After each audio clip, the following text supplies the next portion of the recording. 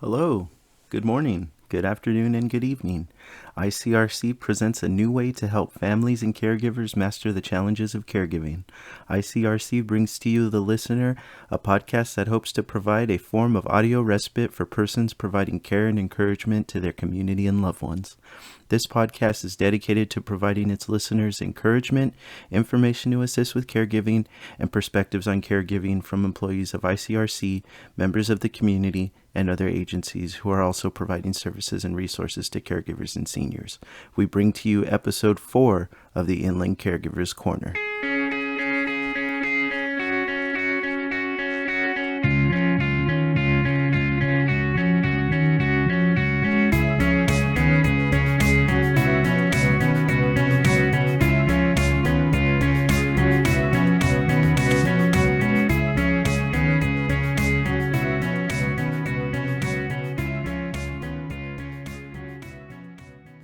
Hello, everyone, and thank you for tuning in to episode 4 of the Inland Caregivers Corner podcast. I am your host, Derek Chacon, a care coordinator with Inland Caregiver Resource Center. It's the month of April, and with that, I would like to inform those who may not be aware, it's Parkinson's Disease Awareness Month. Parkinson's disease, or PD, is a progressive disorder of the nervous system that affects movement. It develops gradually. It can also cause stiffness or slowing of movement. Signs and symptoms include tremors, slowed movement, rigid muscles, impaired posture and balance, loss of automatic movements, speech changes, and writing changes. With prevention remains a mystery. However, research has shown caffeine and aerobic exercise may reduce the risk of developing PD. So for those coffee drinkers like myself, we may be possibly preventing Parkinson's disease for ourselves, which is great. If you feel you're having symptoms of PD, talk to your primary care physician, ask for a referral to a neurologist, and they may be able to assist you in getting that diagnosed. Today, we're going to be speaking with Jennifer Navarro, a bilingual family consultant with ICRC. Jennifer has a master's degree in social work and is also an ACSW. Jennifer is a facilitator for ICRC's PD support group as well. If this is your first time listening to the Inland Caregivers Corner, I want to say thank you for joining us. And if you've been a listener of the podcast, I want to say thank you so much for spending your time listening to me. It's greatly appreciated, and I hope you enjoy my conversation with the talented, passionate, and hardworking Jennifer Navarro. Here it is. Thank you so much for being on Inland Caregivers Corner. How's everything going? Thank you for having me. Everything is going great. I'm continuing to work from home, so I'm glad that I'm able to be safe and still work and reach out to my clients. Awesome. How's your quarantine going? I think as good as it could be. That's awesome. Very fortunate to be safe at home for sure. Yes, very cool. Very glad that you are safe from home, that we are able to continue to be working from home and providing services to our clients, caregivers. Really happy about that. So it's Parkinson's Disease Awareness Month. And there's a hashtag going on, and it's hashtag Plan for PD. So I'm gonna go ahead and just plug that really quick. If for those listening, if you're interested in checking out that hashtag on Instagram, Facebook, definitely take a look at it. There's some good information. So we're going to be talking about that a little bit, and then just Jennifer's position as a bilingual family consultant. So thank you again for coming on the show. How is it working from home as far as doing family consultation from home? And also, I know that you're a facilitator for our Parkinson's disease support group. How's that been, just running from home? It's been going great. Definitely still doing a lot of the same services with exception to face-to-face. So, my job was mostly on the phone, reaching out to clients, being able to do follow-ups, and Zoom, which we're using today, has been a great platform to also connect with our clients.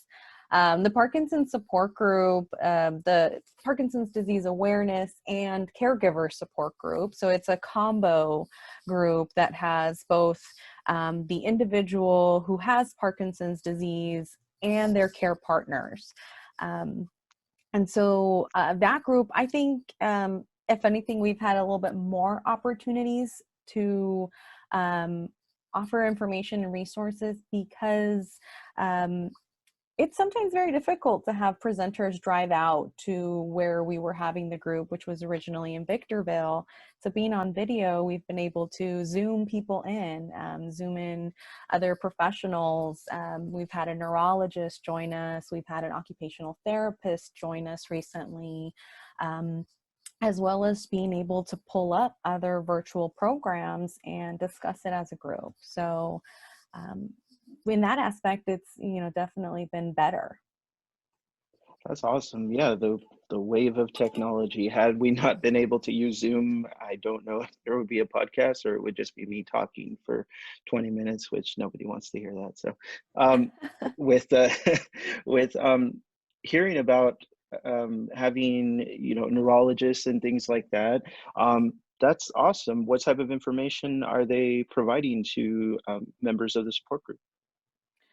So the support group is a little bit of a combination of providing education and information about Parkinson's disease, and trying to touch on these different symptoms or resources that individuals can tap into, as well as providing even connection. So the presenters that we try to have come are local, so they can even provide their contact information and have a client reach out if they're looking for that type of specialist. Most common or medication that individuals with Parkinson's disease use is the carbidopa levodopa. Um, and so he came in and talked about it, talked about how it interacts with the brain. We've had a neurologist and a representative from Abbott, which is a company that's manufactured the deep brain stimulation product that gets installed in the brain. So that's one of the treatments to address some of the symptoms of Parkinson's. And so we've had them come and talk and share about that resource for, those folks that may be candidates for that program if they're interested. Now they have a little bit more information. Occupational therapists came in and talked about assistive devices and different tools and technology that individuals with Parkinson's, but even just seniors who are aging and need a little bit of extra help, or tools to keep them independent and doing things safely on their own in their home. Who else have we had? Well, I had a presentation on nutrition. And so one of the things that, individuals with Parkinson's disease may experience is constipation or sweating or sleep problems or even problems with their sleep. And they are more likely to experience malnutrition due to other non-motor symptoms like losing their sense of smell. And so talking about nutrition, although I'm not a nutritionist, being able to bring in a presentation that was put on by some of these other national organizations, and then have a conversation about it. So that's where the support group aspect of the group comes in.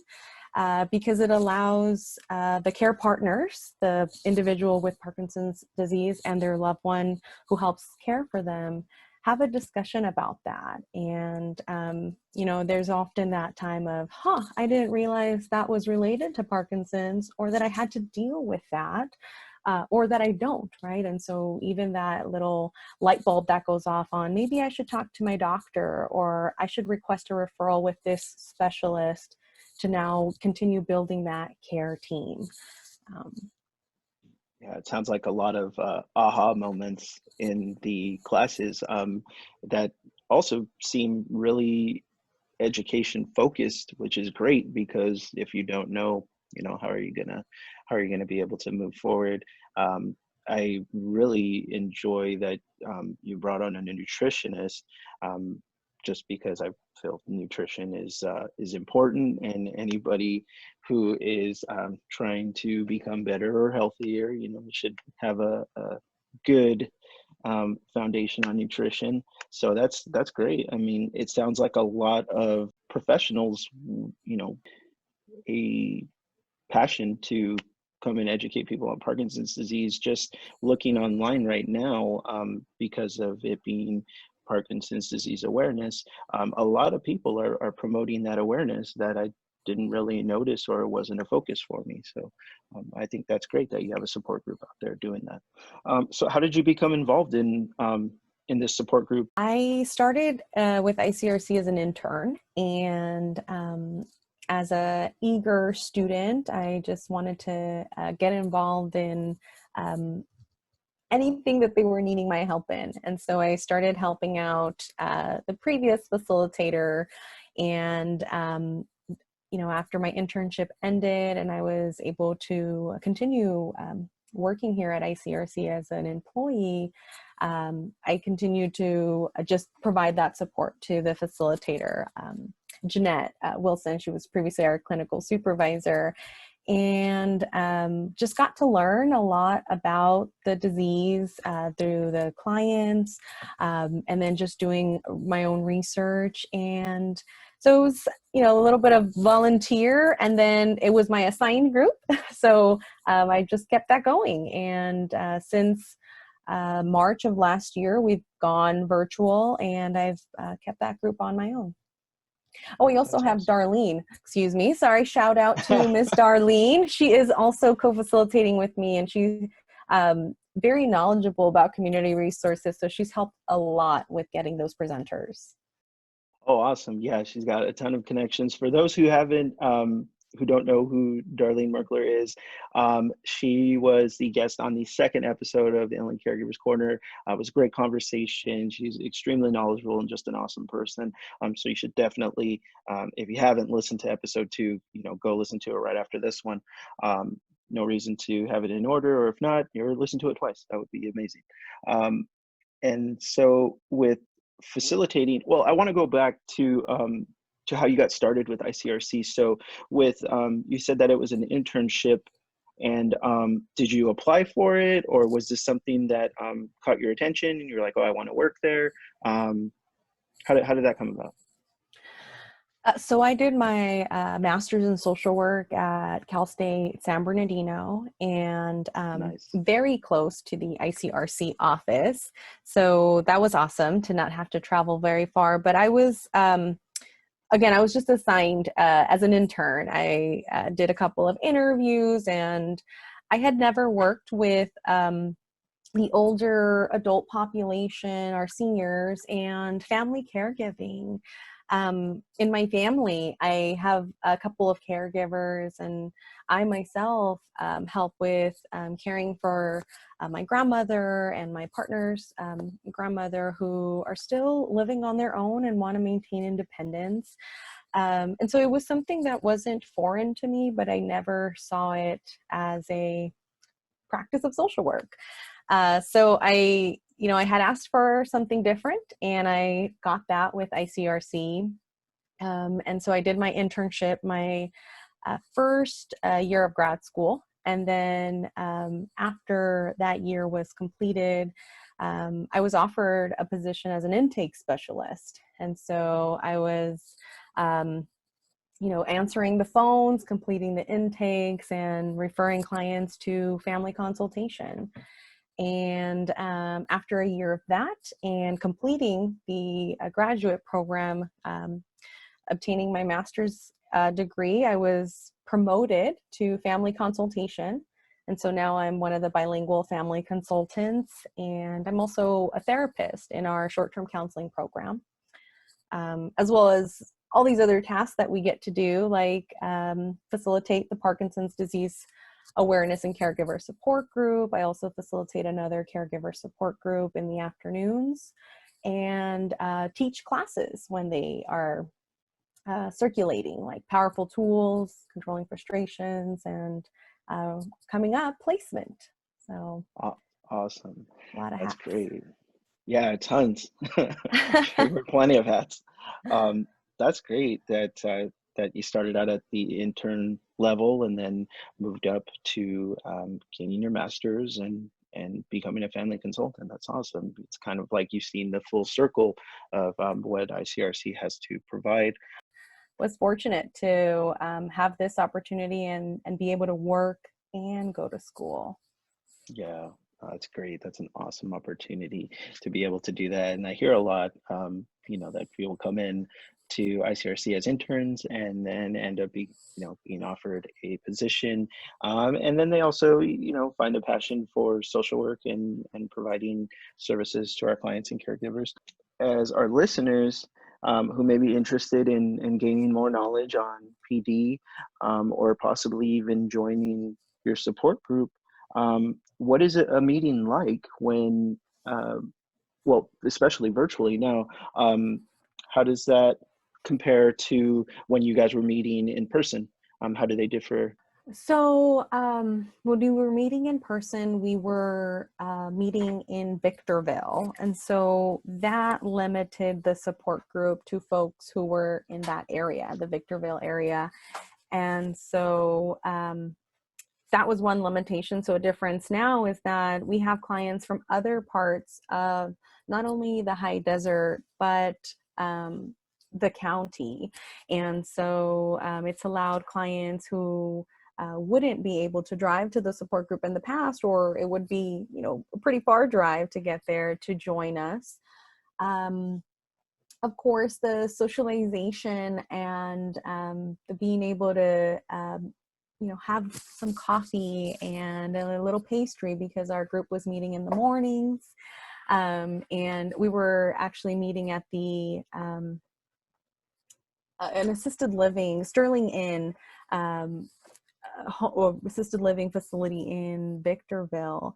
And so they were so generous. They would set up coffee for us, and then the clients would bring in baked goods and pastries or other little snacks. So something that we miss, but we've also been able to have more frequent visitors to the group, because it's easier to log into Zoom as opposed to having to get up, get yourself dressed and ready, drive to the facility, find a parking spot, and then making it into the group. So, another difference there.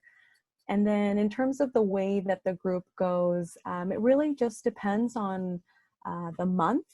We try to rotate the topics, having a presentation by a professional in the community, just having a discussion, share and care, everybody kind of checking in, talking about their experience with Parkinson's, or just other areas where challenges arise. As an agency that provides support to caregivers, we know that that in itself can be very difficult. So this combo group allows this kind of mutual support, because Parkinson's is a little bit different than, for example, a caregiver who's caring for a loved one with a dementia-related illness, because individuals with Parkinson's don't necessarily present with those cognitive or memory problems, which would create someone to need a little bit more help or more attention. So folks with Parkinson's can be independent, and so it's a care partnership, right? They're kind of taking care of each other and providing that support to each other. So that opportunity to share, to talk to another couple, or another individual who also has Parkinson's. How are you dealing with these challenges? Or how do you get family to help? That mutual support in that support group is there. And then we've been trying to do some activities and exercise. So this upcoming month, it's been something that the clients have expressed interest in. And so we are going to be trying some chair stretching and breathing. Found a presentation out there. So we'll be trying that out the last few minutes and see if it's something we want to continue. So maybe adding that component to future sessions, but it's a very flexible group. We really take what does everybody want to learn about or talk about, and try to structure it that way. That's great. I love that little bit of chair yoga going on afterwards. Just because in reading on PD and hearing that it's a progressive disorder, and that it can cause stiffness or slowing of movement, having that type of exercise can be really beneficial. And I don't know if those who are listening were aware of that, but it can create those, and also those symptoms of like tremors. I think everybody knows where Parkinson's disease, you think of tremors, or at least I do, because of Michael J. Fox and him being very famous and being outspoken about having PD. But then also the slowed movement, the rigid muscles, impaired posture, balance, loss of automatic movement, speech changes and writing changes. Having that community in your support group to sit there and bounce ideas off of on how do you deal with speech changes, writing changes, things like that. Hearing that community being built in that support group is amazing, and hearing that it's transitioning from face-to-face to online or virtual, it sounds great. The only downside is you have to bring your own pastry, so that's kind of upsetting. No free Right. pastries, but so that's great. And to hear it building community, I know a lot of people, even myself, are a bit scared just to jump into a support group because there's so many different people and it's a bit overwhelming. But I definitely do want to encourage listeners who are listening. We have a ton of support groups out there, and they are extremely beneficial. And I'm not just saying that. Every support group or facilitator that I've spoken with always talks about how communal it is and how encouraging and uplifting it is, to where people who are dealing with these similar types of feelings or emotions as a caregiver lean on each other, and it's a great thing. So that's really great. I wanted to promote that. Yeah, definitely. And for those that are interested in joining the group, we meet on the second Thursday of every month. So the the next meeting coming up is going to be on the 13th of May from 10 a.m. to noon. So as far as causes of PD, do you happen to know what causes Parkinson's disease? So there isn't any one cause of Parkinson's disease. What the research has found is that it's kind of a combination of environmental factors and genetic factors. They are doing a lot of research, and so usually Parkinson's Disease Awareness Month is when these large national organizations are also seeking support for donations to continue doing that research. Clinical trials are also another great way for individuals with Parkinson's disease to participate in the growth of knowledge on what causes it, to work on that ultimate goal of finding a cure.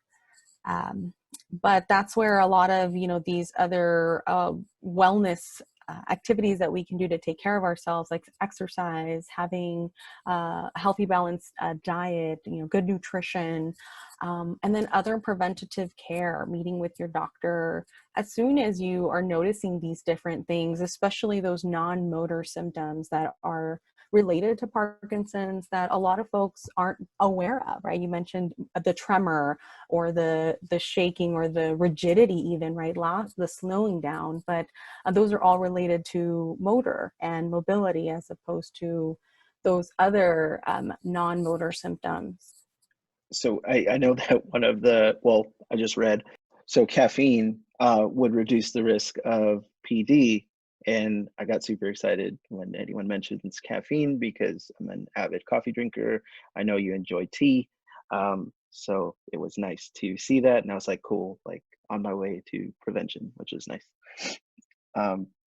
And so if you're having those symptoms of PD, I know you said speak with your primary care physician, and I know there was also just developing a health plan to assembling a care team.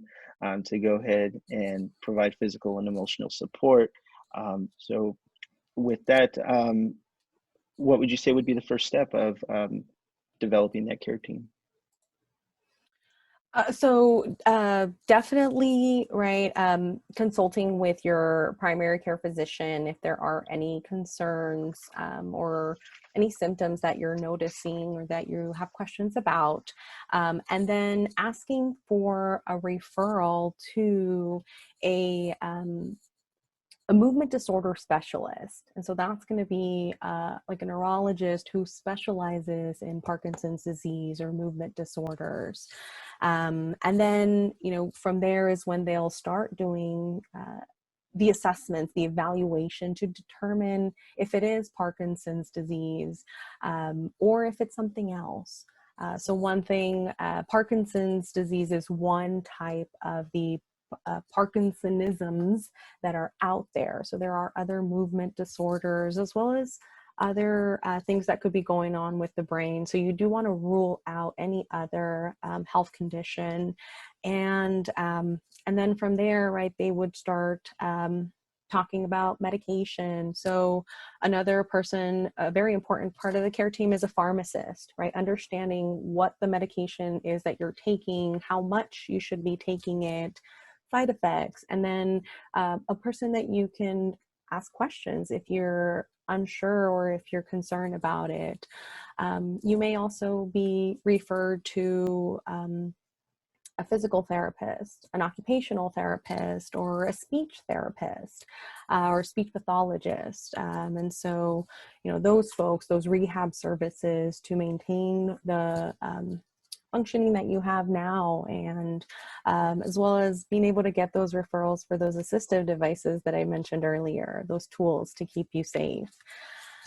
Other members of the care team can include, a nutritionist, a dermatologist, a psychologist or psychiatrist, a neuropsychiatrist or neurosurgeon, and then a social worker, someone like me that is able to also help with providing some of the emotional support, mental health resources, and guidance with resource, kind of getting you connected with those referrals and other members of your care team that you can add. Absolutely, and it really does take a team, and those of us here are passionate about ensuring that you're gaining the assistance that can help you the most. Um, that's awesome. Well, thank you so much for providing us some insight and information on your PD support group and also family consultation services. It's greatly appreciated. What would you say is your favorite thing about being a family consultant? Gosh, I don't know. So many. I love being able to talk to clients. I really do enjoy just providing that support and being able to be with the client when things are difficult. It brings me so much joy to be a social worker. I really found the work that I'm passionate about. I remember only 4 years ago. Wow. 4 years ago, I was, just graduating from undergrad, not really sure what to do. And, so blessed to feel like it's not work, right? It's just what I love to do. So Awesome. that, just being able to do the work. And then just meet so many different people who every day just are so impressive with how much they do for their family, for the loved one that they care for. And that's amazing. That's also a big favorite part of my work. Absolutely. There are a ton of warriors out there doing what they can in order to ensure the person they care about is comfortable. So that's amazing and one of my favorite things also. So what would you say to our listeners out there who are caregivers and maybe haven't heard of ICRC, just stumbled on this podcast because they were looking for information on caregivers or just a type of assistance with ICRC. What would you say to those caregivers who maybe haven't heard of us or are interested in ICRC services? I would say, give us a call for sure. I would say give us a call. But I would say, you don't have to do this alone. Caregiving and, living with a progressive condition can be very lonely, and COVID and these stay-at-home orders and all of these things that we've done to keep ourselves safe and our family members safe have also distanced us from our supports. And so I would say, you don't have to do it alone, even if you're able to. You don't have to. And so give us a call, even if it's just to ask a question. We have so many amazing staff here at ICRC who really want to be here. We, one thing that I see in our team is that we all love our jobs, and it feels like a family here. And so that's the kind of welcome that you're going to get. Definitely. And I do appreciate what you said. It's so simple, and I want to reiterate it again. You don't have to do this alone. You're not in this alone. And I think that's definitely needed to be repeated. I rhymed that unintentionally, but yes, you are not in this alone. Talk to one of our staff members. They will definitely assist you and provide services to you, or provide information on what services we have. So with this podcast, I like to encourage and leave on an encouraging word. What is one encouraging thing that you would like to say to our listeners or anybody that's listening? You are doing the very best that you can. And I guess I would kind of wrap those two together, right? You're doing the very best that you can, and you don't have to do it alone, right? I think this, something else that I would say is, just take a breath, take a deep breath. One little tool that I like to use with all of my clients, it's a 1-minute meditation. It is 5 deep breaths in and 5 deep breaths out, right? And breaking that down in those 60 minutes, you kind of think about it that way, just slowly breathing in and slowly breathing out. And I always remind my clients to use that. Your breath is something that you are not able to forget. You can't leave it at the bottom of your purse. You can't forget it in your car. It's always with you. And so, use your breath and give yourself some grace. Thank you so much. Thank you for that. For those trying that 1-minute meditation right now, I hope it is successful, as it will provide that mindfulness just to take a breath, because that is very important, especially in these stressful times that we're having with a pandemic and not being able to see our loved ones. Thank you so much. Honestly, thank you for your time. Thank you for coming on the podcast, and I hope to have you again in the future. Yeah, thank you so much for the invite. I was very excited to be able to come and talk about not only family consultation, but Parkinson's disease during Parkinson's Disease Awareness Month. So thank you so much. And thank you for highlighting this issue, because over 1 million people are diagnosed with Parkinson's disease in the United States, a big chunk, here in California. And so it's definitely something that's impacting our communities. And the more that you know, the more that you're able to get that help and improve your quality of life and, be able to cope with this diagnosis. Yes, awesome. Thank you. Thank you for that. I'm happy to do it. I'm really happy. We're on episode 4. 4 episodes in, still going strong. So I'm gonna continue to do this, as I think it's great, and hopefully listeners are enjoying it. So thanks. All right, that was my conversation with Jennifer Navarro, a bilingual family consultant at ICRC. Thank you so much for listening to episode 4 of the Inland Caregivers Corner podcast.